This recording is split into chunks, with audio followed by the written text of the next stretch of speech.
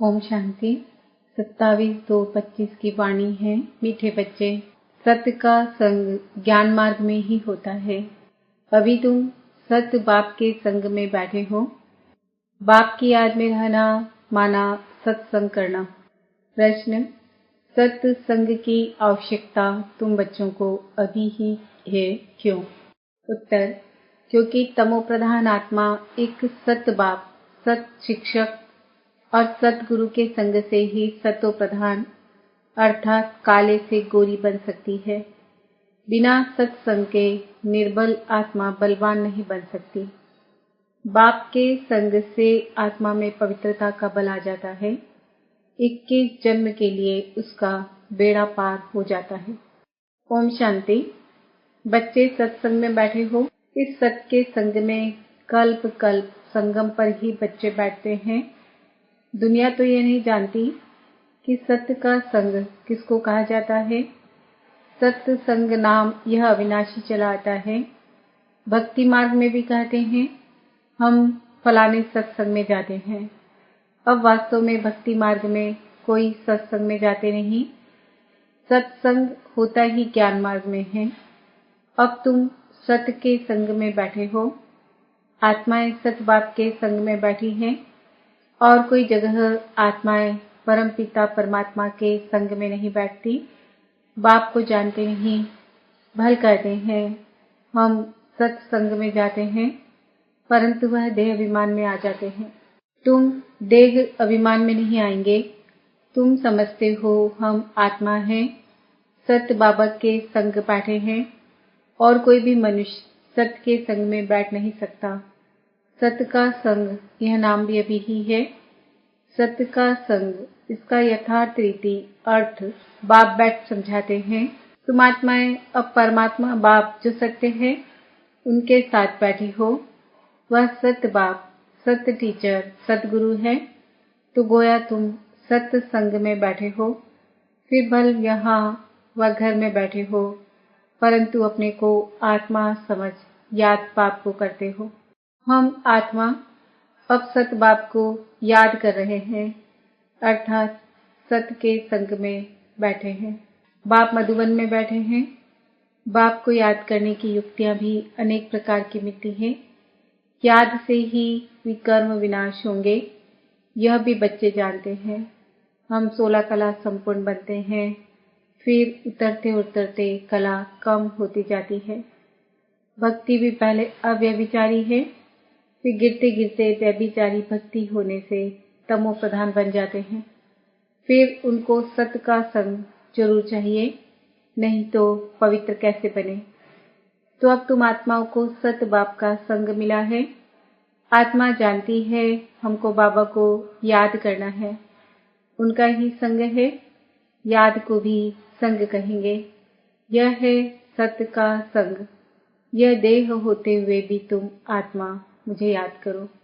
यह है सत्य का संग। जैसे कहते हैं ना, इनको बड़े आदमी का संग लगा हुआ है, इसलिए देह अभिमानी बन पड़ा है। अभी तुम्हारा संग हुआ है सत्य बाप के साथ, जिससे तुम तमो प्रधान से सतो प्रधान बन जाते हो। बाप कहते हैं मैं एक ही बार आता हूँ। अभी आत्मा का परमात्मा से संग होने से तुम 21 जन्म के लिए पार हो जाते हो। फिर तुमको संग लगता है देह का, यह भी ड्रामा बना हुआ है। बाप कहते हैं मेरे साथ तुम बच्चों का संग होने से तुम सतो प्रधान बन जाते हो, जिसको गोल्डन एजेट कहा जाता है। साधु संत आदि तो समझते हैं आत्मा निर्लेप है, सभी परमात्मा ही परमात्मा है। तो इसका मतलब परमात्मा में खाद पड़ी है। परमात्मा में तो खाद पड़ नहीं सकती। बाप कहते हैं क्या मुझ परमात्मा में खाद पड़ती है? नहीं, मैं तो सदैव परमधाम में रहता हूँ, क्योंकि मुझे तो जन्म मरण में आना नहीं है। यह तुम बच्चे जानते हो। तुम्हारे में भी कोई का संग जास्ती है, कोई का कम है। कोई तो अच्छी रीति पुरुषार्थ कर योग में रहते हैं। जितना समय आत्मा बाप का संग करेगी उतना फायदा है। विकर्म विनाश होंगे। बाप कहते हैं, हे आत्माएं, मुझ बाप को याद करो, मेरा संग करो। मुझे ये शरीर का आधार तो लेना पड़ता है, नहीं तो परमात्मा बोले कैसे, आत्मा सुने कैसे। अभी तुम बच्चों का संग है सत्य के साथ। सत्य बाप को निरंतर याद करना है, आत्मा को सत्य का संग करना है। आत्मा भी वंडरफुल है, परमात्मा भी वंडरफुल है, दुनिया भी वंडरफुल है। यह दुनिया कैसे चक्र लगाती है, वंडर है। तुम सारे ड्रामा में ऑलराउंड पार्ट बजाते हो। तुम्हारी आत्मा में 84 जन्मों का पार्ट नूंदा हुआ है, वंडर है। सत्युगी आत्माएं और आजकल की आत्माएं, उसमें भी तुम्हारी आत्मा सबसे जास्ती ऑलराउंडर है। नाटक में कोई का शुरू से पार्ट होता है, कोई का बीच से, कोई का पिछाड़ी में पार्ट होता है।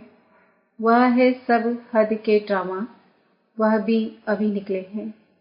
अब साइंस का इतना जोर है, सतयुग में कितना उनका बल रहेगा, नई दुनिया कितना जल्दी बनती होगी।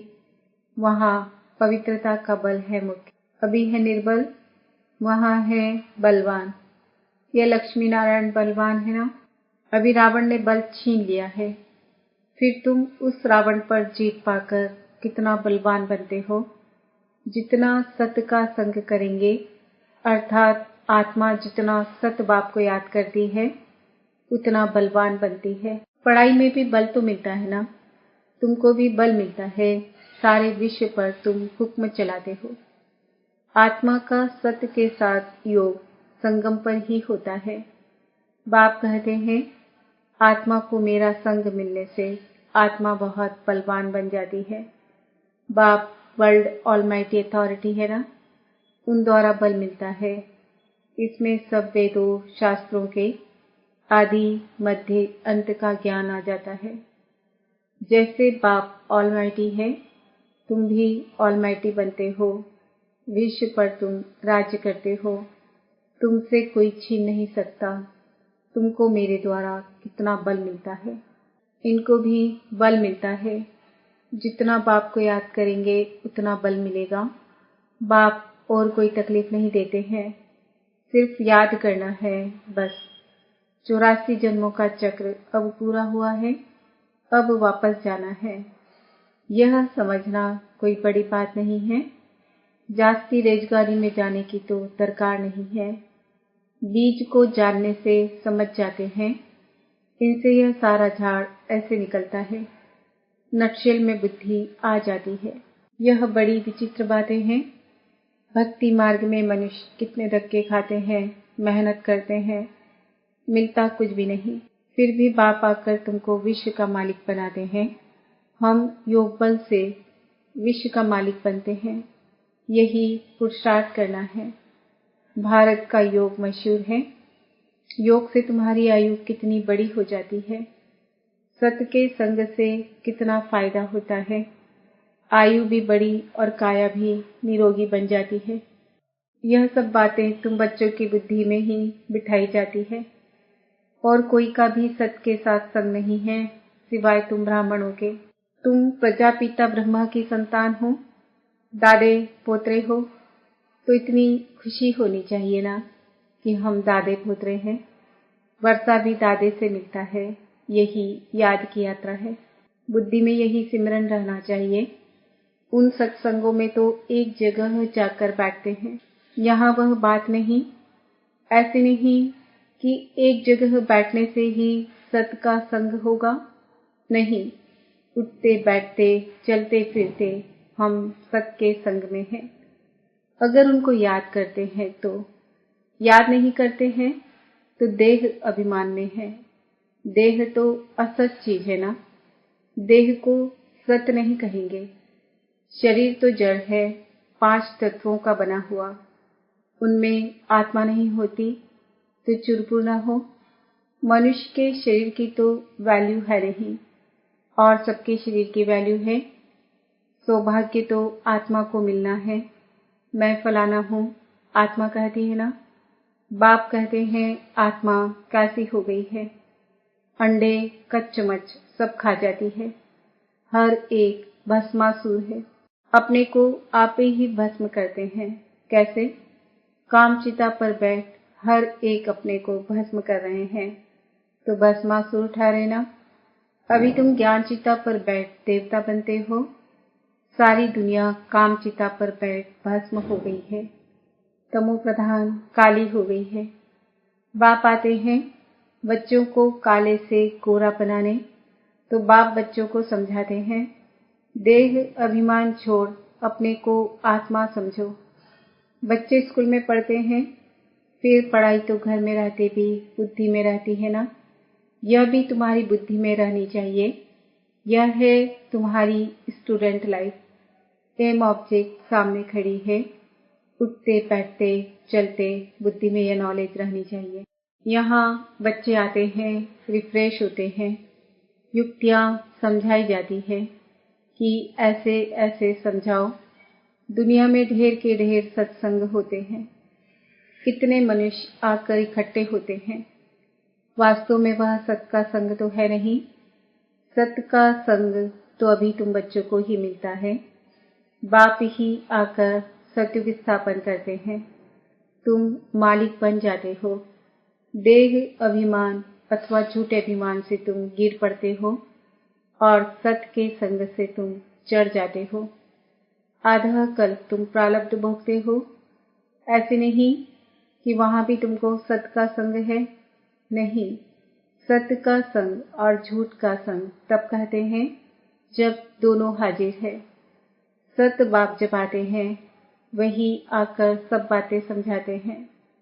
जब तक वह सत्य बाप नहीं आए तब तक कोई जानते भी नहीं है। अब बाप तुम बच्चों को कहते हैं, हे आत्माएं मेरे साथ संग रखो। देह का जो संग मिला है उनसे उपराम हो जाओ। देह का संग भल सत्युग में भी होगा, परंतु वहां तुम हो ही पावन। अभी तुम सत्य के संग से पतित से पावन बनते हो, फिर शरीर भी सतो प्रधान मिलेगा, आत्मा भी सतो प्रधान रहेगी। अभी तो दुनिया भी तमो प्रधान है। दुनिया नई और पुरानी होती है। नई दुनिया में बरोबर आदि सनातन देवी देवता धर्म था। आज उस धर्म को गुम कर आदि सनातन हिंदू धर्म कह देते हैं, मूझ पड़े हैं। अभी तुम भारतवासी समझते हो कि हम प्राचीन देवी देवता धर्म के थे, सत्युग के मालिक थे, परंतु वह नशा कहाँ। कल्प की आयु ही लंबी लिख दी है, सब बातें भूल गए हैं। इनका नाम ही है भूल भुलैया का खेल। अभी सत्य बाप द्वारा तुम सारी नॉलेज जानने से ऊंच पद पाते हो, फिर आधा कल्प बाद नीचे गिरते हो, क्योंकि रावण का राज्य शुरू होता है। दुनिया पुरानी तो होगी ना। तुम समझते हो हम नई दुनिया के मालिक थे, अभी पुरानी दुनिया में है। कोई कोई को यह भी याद नहीं पड़ता। बाबा हमको स्वर्गवासी बनाते हैं। आधा कल्प हम स्वर्गवासी रहेंगे, फिर आधा कल्प बाद नीचे गिरते हो, क्योंकि रावण राज्य शुरू होता है। दुनिया पुरानी तो होगी ना। तुम समझते हो बाबा हमको स्वर्गवासी बनाते हैं। आधा कल्प हम स्वर्गवासी रहेंगे, फिर नरकवासी बनेंगे। तुम भी मास्टर ऑलमाइटी बने हो, नंबरवार पुरुषार्थ अनुसार। यह है ज्ञान अमृत का डोज। शिव बाबा को ऑर्गन्स मिले हैं पुराने, नया ऑर्गन्स तो मिलता नहीं, पुराना बाजा मिलता है। बाप आते भी वानप्रस्थ में ही हैं। बच्चों को खुशी होती है तो बाप भी खुश होते हैं। बाप कहते हैं हम जाते हैं बच्चों को नॉलेज दे, रावण से छुड़ाने। पाठ तो खुशी से बजाया जाता है ना। बाप बहुत खुशी से पाठ बजाते हैं। बाप को कल्प कल्प आना पड़ता है। यह पाठ कभी बंद नहीं होता है। बच्चों को बहुत खुशी रहनी चाहिए। जितना सत्य का संग करेंगे उतना खुशी होगी। याद कम करते हैं इसलिए इतनी खुशी नहीं रहती है। बाप बच्चों को मिल्कियत देते हैं। जो बच्चे सच्ची दिल वाले हैं उन पर बाप का बहुत प्यार रहता है।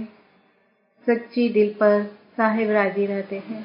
अंदर बाहर जो सच्चे रहते हैं, बाप के मददगार बनते हैं, सर्विस पर तत्पर रहते हैं, वही बाप को प्रिय लगते हैं।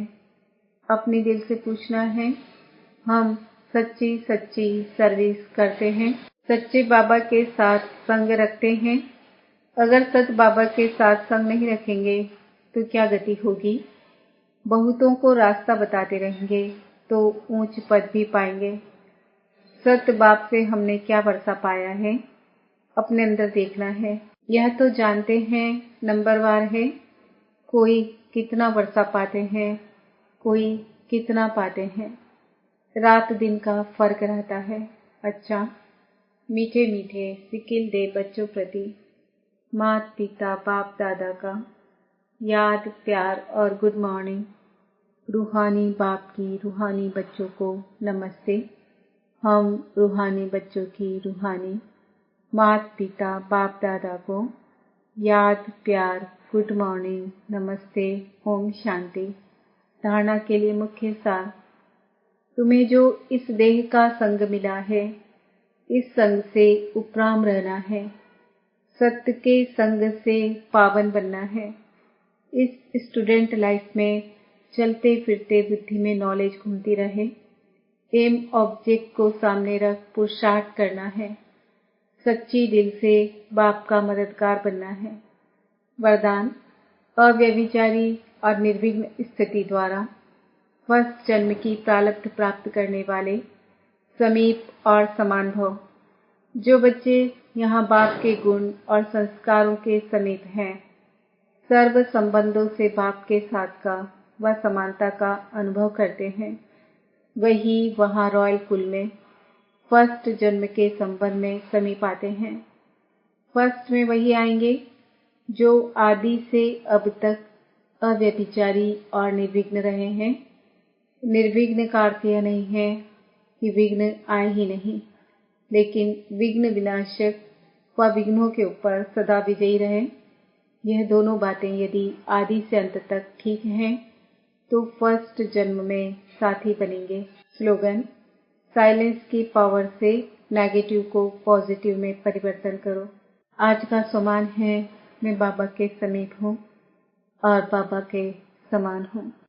आज के अव्यक्त इशारे, एकांत प्रिय बनो, एकता और एकाग्रता को अपनाओ। एकांतवासी अर्थात सदा स्थूल एकांत के साथ साथ एक के अंत में रहना। एकाग्रता की शक्ति से किसी भी आत्मा का मैसेज उस आत्मा तक पहुंचा सकते हो, किसी भी आत्मा का आह्वान कर सकते हो, किसी भी आत्मा की आवाज को कैच कर सकते हो, किसी भी आत्मा को दूर बैठे सहयोग दे सकते हो।